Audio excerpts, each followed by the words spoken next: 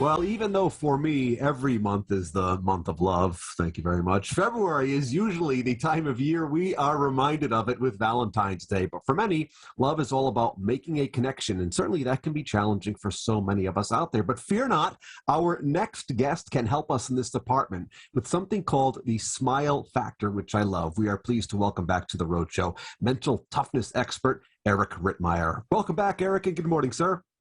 Brendan, you are the man. Last time I saw you, I had hair according to the pictures that you posted on Facebook. So I had to go with the crop top here. So I shaved it up for you. Yeah, we did a little swapperoo there, but that's not why we're here this morning. I really am fascinated by this. I love the work you are doing with regard to our mental health. It's so very important, but mental toughness itself, Eric, is really multifaceted. You know, there are many different layers here. So when people think of love, sometimes they think, okay, the ability or the inability to connect.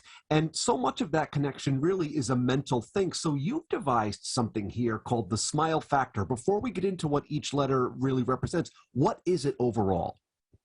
Yeah, this is just a really simple way, Brandon. I felt like I want it to be Big Bird style, right? I'm a Marine. I have a problem with this whole reading and writing thing. So I want it to be very simple for everybody. So I'm like, why not come up with this little acronym we can use? And it's for everybody, not just relationships, like romantic relationships, friends, family, people you don't even know, just some really simple steps we can take to make a connection with people. And so many of us, like I said, struggle with that. No one's an expert on anything except you. but at the same time, we're always trying to improve ourselves. So let's start with the letter S, which stands for show me respect. Yeah, show me respect. This is really at the core of everything, Brandon. I'm not talking yes sir, no ma'am. I'm talking letting that person finish their statements. Don't cut them off. Make eye contact. Don't look at your phone. Don't look up at the TV. Don't watch people walking by. It showed that person, give them that common decency, and not just for them. It's for them, their friends and family as well. We've gotten very, very far away from that, where we don't want to just show that person that we're totally into them. Yeah, that's an important one right there to get us started. Now, moving on to the M. What's this one about? Make it all about me, right?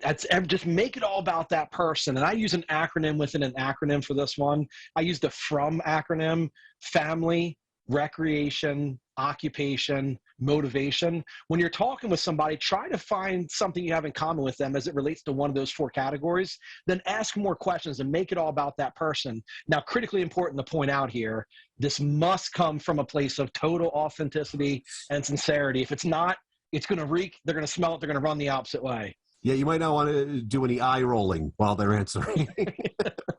Note to self. Yeah. Yes, exactly. Very important there. Yeah, asking questions is a great way to engage. When you ask them about who they are or what they're doing, it's a great way to kind of find that common ground. So moving on to the I, make me feel important.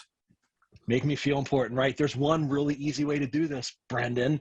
Use the person's name. Everybody loves to hear their name, right? It's like the most beautiful word in the language to us. It's music to our ears. Use that person's name. Make them feel important. They don't get this from a lot of people. So I think the issue is when we meet people who do these things to us, we instantly feel this like, what is it about this person? Like they make me feel good. Make that person feel important. Use their name. Remember their name. That's difficult for a lot of people to do. A lot of times we're paying so much attention. We meet somebody that their name goes right over top of our head. But if you remember it and use it, it's really powerful. It really is. It really increases and fosters the connection even more. And the L, make me laugh. I love this one. Sense of humor is so important. And it's so easy. This is the low-lying fruit, right? We live in this outrage culture. Everybody's so upset for no reason. We're constantly angry. It's like, just chill out. Everybody loves to laugh. It's the universal language. I got a joke for your listeners, too. I'm a big dad joke guy, right? I can tell dad jokes. Here's my dad joke for you. You're free to use this one. What did the janitor say when he jumped out of the closet? I'm at a loss. Supplies! That's it. Have a good day, everybody. We're out of time. Tip your waiters, right? It's so bad. Everybody loves laughter, Brennan. Everybody loves it. It's a universal language. It's really easy to do. Make somebody laugh. You'll make their day. And even if it's a silly joke like that, I've on the road show every day, I make no apologies for the puns I make, the silliness, but it's all about just keeping things light and having fun. If you can laugh at how silly it was, then you're going to just even deepen the connection. Totally agree with you. It's so easy to do. And we've gotten so far away from it. We're constantly serious. It's like, be serious when you need to be. But if you don't need to be serious, make somebody laugh. Everybody wants to laugh. Absolutely. And lastly here, E, earn my trust. Yeah, this one's a little more difficult because you can't just instantaneously earn somebody trust, but there's a great way to start building it on day one from the minute you start talking with them. Be a better listener. We listen with the intent to reply, not with the intent to understand. If we get better at truly listening to people's words, comprehending what they're saying, asking follow-up questions, just letting that person know that I'm hearing where you're coming from, I'm listening to what you're saying, it makes them feel like they can trust you. And in conjunction with that, if we can show the other person that we trust them, it's almost this reciprocating effect where they feel like they want to trust us back. So it's one of those things where it works both ways. These are all just terrific things we can do, either with regard to our personal lives, if we're looking for love, like we said, or maybe just in our professional lives. Really, really valuable information here, Eric. And lastly, where can people learn more all about what it is you're doing? Because it's great work.